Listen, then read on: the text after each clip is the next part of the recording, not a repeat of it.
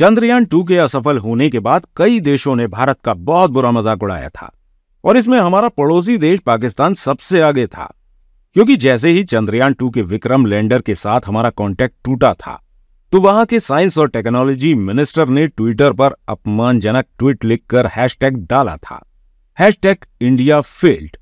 लेकिन आज जब भारत ने उस असफलता के मात्र 4 साल बाद फिर से अपना चंद्रयान 3 मिशन लॉन्च कर दिया है तो इससे काफी सारे देशों को मिर्ची लगी है। हाँ, पर स्पेस रेस में इंडिया के बढ़ते रुतबे को देखकर कई सारे देशों ने इसकी काफी तारीफ भी की है और तो और कई देश तो इस मिशन के सक्सेसफुल होने की कामना भी कर रहे हैं, जिसमें अमेरिका सबसे पहले नंबर पर है। जी हाँ, आपने बिल्कुल सही सुना।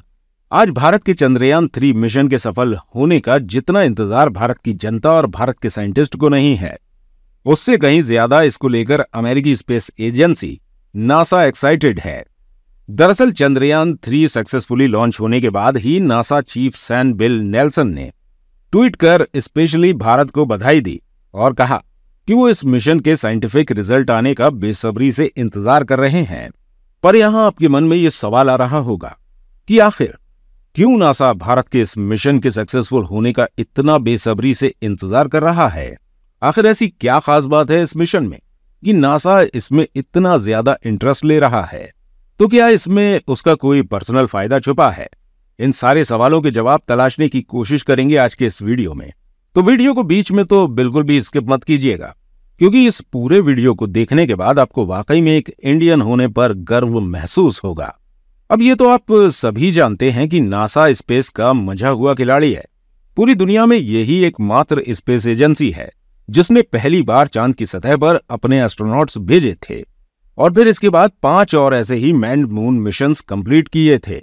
लेकिन चूंकि उनका ये मिशन स्पेस एक्सप्लोरेशन से कम और कोल्ड वार से ज्यादा प्रभावित था, इसलिए 6 मून मिशंस कंप्लीट करने के बाद उन्होंने अगले 50 सालों तक फिर एक भी मैन्ड मून मिशन कंडक्ट नहीं किया। पर अब आप सोच रहे होंगे कि आखिर मैं आपको ये सब क्यों बता रहा हूं? तो दरअसल एक बार फिर नासा मून पर अपने मैन्ड मिशन भेजने वाला है। उनके वेबसाइट पर मौजूद इंफॉर्मेशन की माने तो उन्होंने इस मिशन का नाम आर्टेमिस 3 रखा है, जिसमें वो अपने यहां मौजूद ओरियन स्पेसक्राफ्ट की मदद से अपने 4 एस्ट्रोनॉट्स को चांद के साउथ पोल या फिर डार्कर साइड पर लैंड कराने वाले हैं। इनके इस मिशन को लेकर गंभीरता का अंदाजा आप इस बात से भी लगा सकते हैं कि उन्होंने इस मिशन को एग्जीक्यूट करने से पहले 2 और आर्टेमिस मिशन शेड्यूल किए हुए हैं, जिन्हें उन्होंने आर्टेमिस 1 और आर्टेमिस 2 नाम दिए हैं। ये दोनों ही मिशन टेस्ट मिशन होंगे जो कि आर्टेमिस 3 से पहले नासा द्वारा कंडक्ट किए जाएंगे। और तो और उन्होंने इसके लिए लगभग $220 मिलियन का एस्ट्रोनॉट सूट तक का ऑर्डर दे दिया है। खैर, ये तो हुई नासा के अपकमिंग मून मिशन की बात। अब सवाल यह आता है कि आखिर इस मिशन का चंद्रयान 3 से क्या लेना देना है? तो इसके लिए हमें पहले चंद्रयान 3 के ऑब्जेक्टिव्स पर नजर डालना होगा। पहला, चंद्रयान 3 चंद्रयान 2 का ही फॉलोअप मिशन है और ये मून की डार्कर साइड यानी कि साउथ पोल पर लैंड करने वाला है।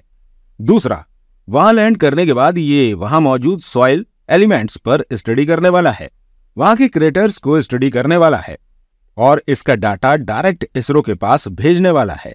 तीसरा, ये वहां क्रेटर्स के हिडन एरिया में आइस के फॉर्म में वाटर की तलाश करेगा और मून की 3D इमेज भी क्लिक करके इसरो के पास भेजेगा। और इन्हीं सब ऑब्जेक्टिव्स की वजह से नासा इस मिशन के सक्सेसफुल होने का बेसब्री से इंतजार कर रहा है।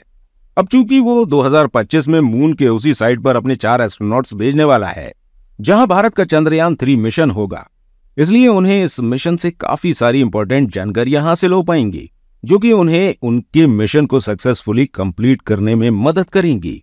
और तो और चंद्रयान 3 मिशन के अकम्प्लिश होने के साथ ही भारत के पास मून के साउथ पोल की 3D इमेजेस भी होंगी, जिससे वहां की जमीन, वहां के रफ टेरेन का अंदाजा नासा को आसानी से लग पाएगा और वो मून पर लैंडिंग के लिए एक बेटर स्पॉट ढूंढने में भी आसानी से कामयाब हो पाएंगे।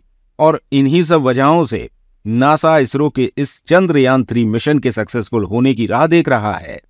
तो दोस्तों, ये थे वो कुछ जरूरी कारण जिस वजह से नासा भारत के चंद्रयान 3 मिशन में इतना इंटरेस्ट ले रहा है। हालांकि इसकी कुछ जियोपॉलिटिकल कारण भी हो सकते हैं, जिसके बारे में हमें आने वाले वक्त में ही पता लग पाएगा। तब तक के लिए हम सभी बस यही उम्मीद कर सकते हैं कि इस बार भारत का ये मून मिशन पूरी तरह सफल हो पाए और इससे सिर्फ भारत का ही नहीं बल्कि पूरे विश्व का कल्याण हो। अगर आपको ये वीडियो इंटरेस्टिंग और इंफॉर्मेटिव लगी हो तो इसे लाइक और हमारे चैनल को सब्सक्राइब करना मत भूलिएगा, क्योंकि इसी से हमें आगे नए वीडियोस बनाने की मोटिवेशन मिलती है। तो आज के लिए बस इतना ही, मिलते हैं अगले वीडियो में ऐसे ही किसी इंटरेस्टिंग टॉपिक के साथ। तब तक के लिए थैंक्स फॉर वॉचिंग।